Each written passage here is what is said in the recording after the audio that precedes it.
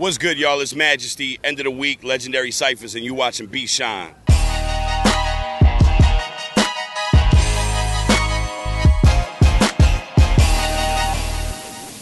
For me, I was born in New York City, up in Washington Heights. End of the first grade, moved down to Miami. So for us, we actually only got top 40 hip hop. You know what I mean? Like at that point, there wasn't even like a dedicated hip hop station. You know, so for me, my first real memory, you know what, bullshit, I was gonna say The Chronic. They used to run that on MTV, like the videos for that. But for some reason, and my mom has never been able to explain to me why, but she bought me LL Cool J's 14 Shots to the Dome. You know, I had that on tape and used to rock that. And, you know, I thought it was real dope. And, like, I've been writing poetry since I was in kindergarten. So I had a thing, like, any music I would ever have, I would sit down and actually write out the lyrics to it. In terms of, like, emceeing and being a practitioner, for me, when I moved back to New York, I'll never forget being on a school trip, and they were playing Hot 97, and Shook One's Part 2 came on. You know, I tell people I wish I had a cool Run DMC story. But for me, it was Mobb Deep and Shook One's Part 2. Like, that bass line dropped, and my entire life changed. You know, I was like, yo, what is that? You know, back in the day, I sound like an old man now, but back in the day, in the TV guides, you'd have to, like, get 12 CDs for 1 penny. You know, so it's like I literally went back to school the next day and, like, identified who I thought was, like, the cool kid and was like, yo, like, fill this out for me and tell me what I need to get. Like, I need more of this in my life. And, you know, I got Ready to Die, 36 Chambers, I believe It Was Written, and Infamous, you know, and those 4 albums just molded me and changed my life. And I realized, like, the couplet form poetry that I had been writing my whole life, literally since kindergarten, I was like, yo, like, I'm kind of, like, doing this already. I just never wrote it to present it to people. And when I realized that, like, I started writing rhymes to actually perform. Did my first actual, like, big performance freshman year of high school. And after that feeling on stage, I was fortunate. It was like 3,000 people in a theater, sold out. You know, I'm 14 years old. I don't recognize, they're not there to see me. They're there to see the show, whatever.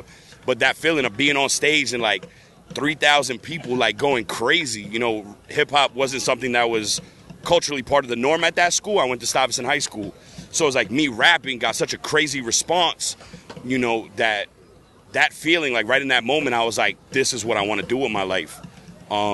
And it's been a never-ending journey since then. My first rhyme partner, Solomon Starr, back then he went by Starscream. And, you know, we knew each other when I was in kindergarten living here in New York. When we moved back to New York, my parents had me in the same church from when I was a little kid. We had this connection. It was like, yo, I know you from somewhere, you know, and then our parents hipped us like, yeah, y'all used to be friends in kindergarten. And he was like, yo, like, I rhyme. And I was like, word, like, I'm trying to rhyme too. And so literally, like, it was almost on some, I've always felt it was on some, like, Destiny shit, you know. So literally, we started writing rhymes together. His brother was a DJ.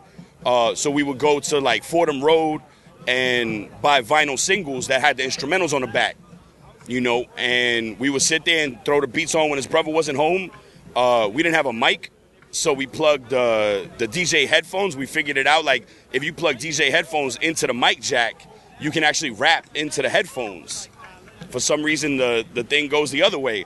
So our first little tapes we used to make was, like, us rapping into these big DJ headphones. You know, they didn't sound too bad. And, you know, he was a genius, like, is a genius. His first instrumental tapes was him, you know, like, the breakdown at the end of every record, there's always maybe like 10 seconds of music or whatever. He would take a record that had a beat and would literally, with a pencil, like, with 2 tapes, he would record those 10 seconds, run the 10 seconds back with a pencil. And he got it down to a science where he could loop the beat on a tape. You know what I mean? And that was also, like, some of the early instrumentals we would rhyme on, like, was him just looping stuff via tape. You know, so that's why I really, like, sharpened my sword, you know what I mean, was with Solomon Starr. And we eventually, you know, I didn't know anything about finding producers and getting beats and all that. So there was a rock band at school that was looking for a lead singer. So my big idea was, let me go audition for this rock band, and I'm just going to rap. And if I rap good enough, they'll just flow with it. And that's actually exactly what happened. So by sophomore year of high school, we had a live band, and it just kind of kept evolving from there. I think our sophomore year, our first big show ever, we won Battle of the Bands at our school. Then our junior year, we won it again. And then it was off to like trying to play these little clubs around New York. Shout outs, I hope they still exist. Coney Island High was like our first sold out show. We were like 16. Freestyling was definitely like very prominent. I think it still is. For me, my first encounter where I learned how important it was, I was going to Washington Irving for night school. And, there was kids like, oh, I rhyme. And somebody was like, yo, he rhyme over there. And he was like, word, he want to battle? So I'm like, oh, hell yeah. So I'm going in, and I'm spitting nothing but writtens at him. You know what I mean? Thinking I'm spitting heat. And, I'm trying to spit the most, like, lyrically complex shit that I have in my arsenal. And he's just with, like, real simple rebuttals, just was killing me off the head. Like, he just rebutted everything I said. And afterwards, it was clear by crowd response that I had lost. But in my brain, I was like, yo, but my rhymes were crazier than his, and my man was like, yo, but he freestyled, you know what I mean? And it was about 6 months where I stopped writing rhymes. I was real crazy as a kid. Like, I took this shit really seriously. So it was like 6 months where I stopped writing rhymes, and I just walked around freestyling like all day. So I'd like freestyle in the shower, like freestyle while brushing my teeth. The whole nine, like walking around school freestyling. Where finally, I've come to understand freestyling is a muscle, and I developed that part of my arsenal and that muscle. To end that story, then I went back and I chewed his fucking head off. Yeah. I was like, yo, I got to get my respect back. So before night school ended, you know what I mean? I was like, yo, I need my round 2, and went in and I chomped him. And back then, like, it wasn't even okay to be Latino and rhyming. Like, they was like, yo, oye, like, you know what I mean? Like, this ain't your culture. Like, you should be going dance salsa or some shit. Like, where's your maracas and all that? Like, you got to think, like, Big Pun hadn't dropped yet. You know what I mean? Like, it wasn't necessarily super normal to see a light-skinned Latino dude spitting. So for me, like, every time I was in a cypher at that point, like, there was always the feeling in the air, like, yo, if I'm not nice right now, like, I might get jumped. Because there definitely were people, like, when I'd be killing it, that they'd be like, yo, he don't even fucking belong here, and all that bullshit. So that was, like, a real thing that, for me, just helped me to push myself to be better. Because for a while it was like, oh, he's pretty good for a Spanish rapper, and I've never identified as such, you know what I mean? Like, I'm an MC, like, I spit in both languages and all that, but, like, it's, fighting that whole, oh, he's pretty good for a Latino, like, fuck all that shit. My first paid show was sophomore year of high school. And, both of my parents are Cuban. And there's a certain level of racism that's, like, ingrained within the Latino community. And my dad definitely exhibited that. Like, he's a good guy, but, like, he just didn't understand certain things. So it's like, me in the crib, I'd cut pictures out of the source, whatever, make these little, like, what'd you call them, collages or whatever. So I had, like, the Wu-Tang wall, like, the Biggie wall. And, my dad would come in the room and be like, yo, I feel like I'm in fucking Africa when I come in your room. Like, he would say, like, real foul shit. And, I guess he identified hip-hop as, like, just a negative thing. So for me, I'll never forget coming home from school, super excited. Because, I got a paid show, like, we were going to perform at this kid's birthday party. And, so super excited, come home and it's like, yo, Dad, like, I got booked for a paid show. And he's like, what do you mean you got booked for a paid show? And I'm like, they're going to pay me to rap. And he was like, what? He was like, you rapping? And I was like, yeah, like, all the stuff I always be writing, like, I'm writing rhymes. And he was like, oh, okay, when is the show? And it was like, yo, it's next week Friday. And he was like, all right, you grounded next week Friday. And that was tough, man. Like, to, like, not, my father died without ever seeing me rap. And that's something that fucked me up, man. He was never supportive of it. I understand why, like, his dreams got crushed. His dream was to be a naval officer in Cuba. And then, the revolution hit, and my dad was on the losing side of that. So he went from being a an aspiring naval officer to come into the United States to wash windows, you know, and be a porter for rich people. Yeah, I'll never forget being on tour. Immortal Technique took me on tour out to Cali. And my dad had moved out to California by that time. And we were actually doing a show in his town, you know, out in Cali. And so, you know, God bless Tech. That was the last time I saw my father alive, was on tour in Cali with Tech. And you know, Tech was like, yo, we'll send a car for your pops to go pick him up in the whole nine. And my dad never came, man. He never came. So he literally died never having seen me perform. But yeah, at the end of the day, I believe everything happened for a reason. And so I know being a teenager and my parents not supporting what I was doing made me just go harder. You know what I mean? So I recognize that. You know, I was resentful a lot of years for it, but I recognize that it's like my dad telling me not to do it made me do it more. You know, and as a result, you know what I mean, I'm the MC that I am today. For me, I've never had steady recording access.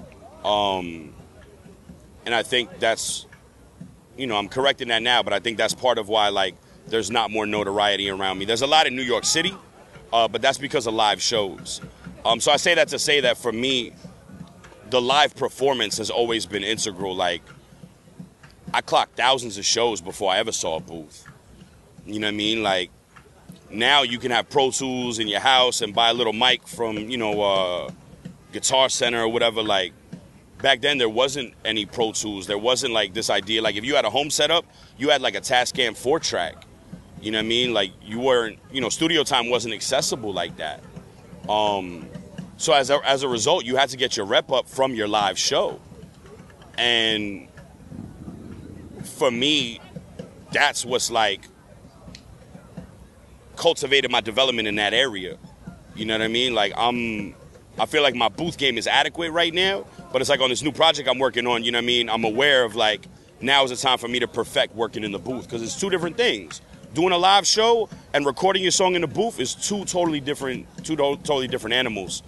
So that live interaction with the people, man, where it's like instant response, like I'm giving you my soul and I'm like watching and feeling and listening to you respond to me giving you my soul, like, is just deep. For me also, like, the nature of my music is really just me giving my life. You know, everybody says that, and then when you go listen to the music, doesn't connect. But for me, it's like I'm really just giving you my life experience, you know, and sometimes how that life experience interacts with the larger world. Sort of like have people come over at shows, like, you know, if I'm talking about, like, issues that I've had with homelessness or addiction, and, you know, people coming up to me after the show and being like, yo, your music really impacted me. You know, I did a show one time where, like, this older lady, like 40, 50 years old, came and was like, yo, I want to talk to you real quick. And I was like, what's up? And she's like, my daughter saw you perform like 5 years ago. You know what I mean? And her watching you perform changed her life. Like, she was fucking up in school. Like, she started to do good in school. She's going to college. Now she want to be a writer. Like, now she's performing poetry herself. You know what I mean? And that impact with people, like, there's no price that you could ever put on that. There's a few, man. I guess the first one I talked about earlier got to be my first show ever. You know what I mean? Shout out to Stuyvesant High School, man. 3,000 people in a theater for my first show. You know, that was amazing. The U.S. Social Forum out in Detroit. I literally did something like, I feel like it was 9 performances in about 4 days. And in those, I did so well with the merch. Actually, a lot of people don't know this. I was doing shows in different states. I was homeless at the time. Now I feel more comfortable talking about it. A lot of the time that people have known me out in the New York City scene, like, I've been chronically homeless. I just never, you know, you don't put that out there, like, but there's nights where it's like, go do a show and then go sleep on the train afterwards. But, you know, so when I got booked for the U.S. Social Forum out in Detroit, amazing conference. It's the largest activist gathering in the history of the United States in terms of conferences and workshops. I was out there as a cultural delegate and literally did like 9 performances, some crazy, 9, 10 performances in like 4 days. Sold enough CDs that had a nice little chunk of change in my pocket. I decided to just stay in Detroit. So I stayed in Detroit for about 3 months. and just getting so much love in Detroit. Like, it was the first time in my life where I got to be an artist 24/7. You know, it was like wake up, go to an open mic. I basically did what I did in New York, but I did it over there. I went to every open mic I could. You know what I mean? I put all that, I was a feature performer shit in my back pocket and just went out and worked, man. And by the end of those 3 months, I still get calls from Detroit, you know? So I got to, like, see another city, get love out there, get embraced. Eminem and that whole, like, Detroit movement, like, was real big for me coming up. So being able to be at St. Andrews Hall, you know what I mean? Like, getting to meet DJ Head, who was Eminem's first DJ, and him being like, yo, you wild nice, and running with, like, Iron Fist and all them dudes, and meeting Proof's significant other and, like, kicking it with them. Like, it was wild surreal. Like, them taking me, like, that's where the hip-hop shop used to be, and, like, rhyming in, like, what was the shelter in the movie, like, is the downstairs of St. Andrews Hall, and getting a chance to rock there, like, that was crazy. The Bahamas with Ice-T was crazy. Shout outs to Bill Sykes, I'll never forget you for that. Ice-T was launching an energy drink called Liquid Ice. So for some reason, the marketing company decided to launch it in the Bahamas as the first market. And so literally, they wanted to do, like, hip-hop performers to launch the drink. And so went out to the Bahamas. I didn't even get to go to the beach, man. It was, like, 3 days, no sleep, like, just show after show after show.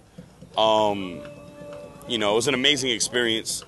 And I guess the last would have to be Cuba, man. Everything I've ever seen in life, like, after high school was all, like, due to music. So at this point, I think I'm at, like, I'm at 4 countries and maybe, like, 20 states, and, Cuba was one of the highlights. I'm 100% Cuban. Both of my parents are Cuban. And I had never had the opportunity to go. So the fact that music was an integral part in bringing me out there for kind of like a pilgrimage was amazing. I got a chance to spend 17 days out there, spend a couple of days in Mexico at a Zapatista community, you know what I mean? And then going out to Cuba and just, like, getting embraced by the Cuban people. And it was amazing, man. Ended up recording some joints out in Cuba. Like, it was really, really powerful, man. My backup plan when I was in high school was if music didn't pan out, I'd be, like, an English teacher. But I caught my felony at 18. So being a teacher kind of went out the window with that. I can't even work at a school building. I just got a job at a school and got terminated because they were like, you're a threat to the children. You can't be in the building. But I was like, I was 18, like, when I dumbed out. Like, but yeah, so I always had this dream of being a teacher. And it's like, when I was incarcerated, that dream kind of went away.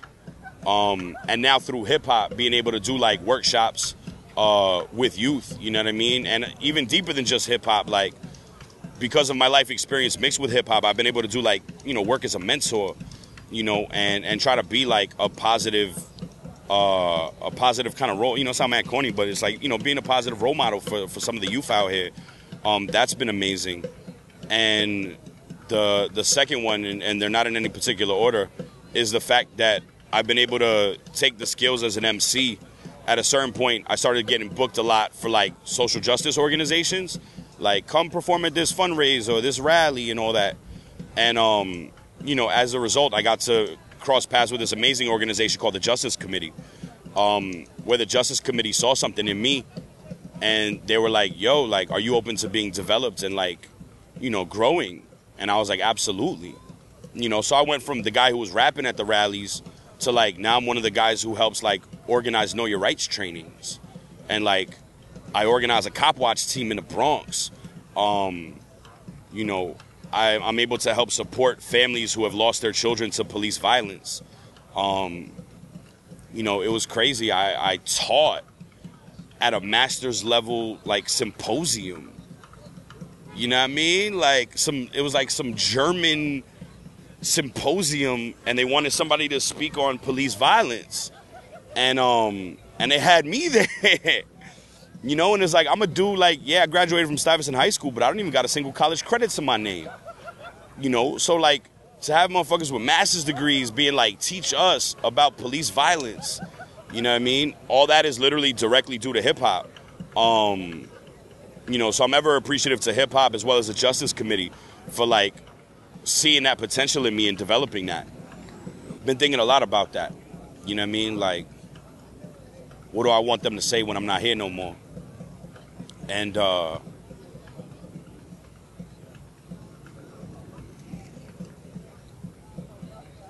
me, that I gave it all that I could, man. Like, whether it was music, whether it was like building a community, whether it was fighting against these racist police, like whether it was fighting against systemic racism, you know, in my personal relationships, like just that I did my best.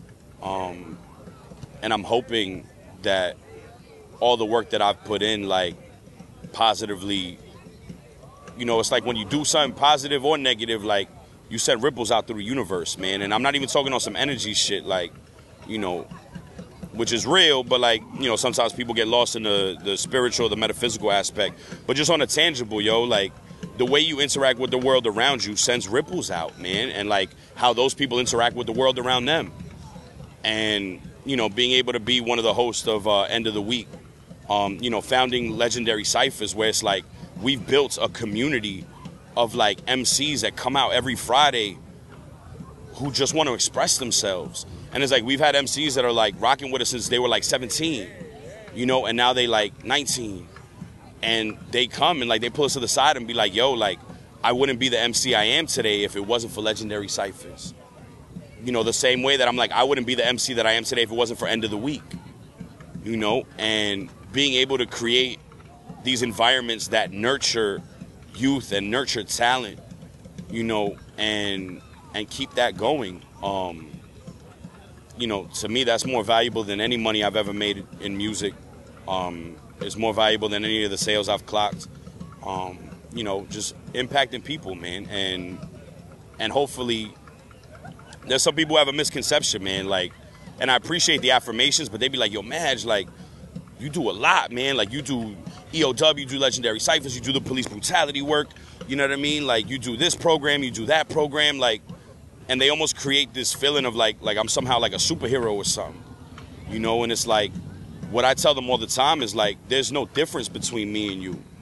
Like, anything that I can do, you can do. You know what I mean? Like, it's all just as simple as hard work, dedication, persistence, and resiliency, you know? And it's like, if I can impart that, and, you know, it's bugged out to say, I know that I've already, you know, you always say, oh, if I can just affect one person, you know, I know that that's already happened. You know what I mean? I get confirmation of that. Now it's about, like, affecting as many people as possible, man.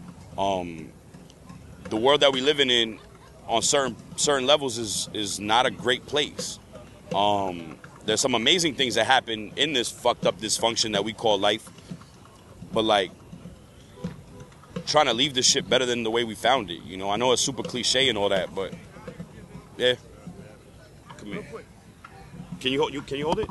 Yes. Hi. Hold it from here. Chill out. Relax. This is why I do what I do. This is Kid Break, yo. He puts in work in this park on a regular basis, man, refining his skills. He's a B-boy. You know what I mean? He's come to Legendary Ciphers and shut it down. And it's like, you inspire me. You know what I mean? Like, being able to create platforms for the youth. Kid, how old are you? Kid is 6 years old, yo. You know what I mean? To be 6 years old and, like, love the culture. And for us to do things to be able to help cultivate this young man is amazing. My bad.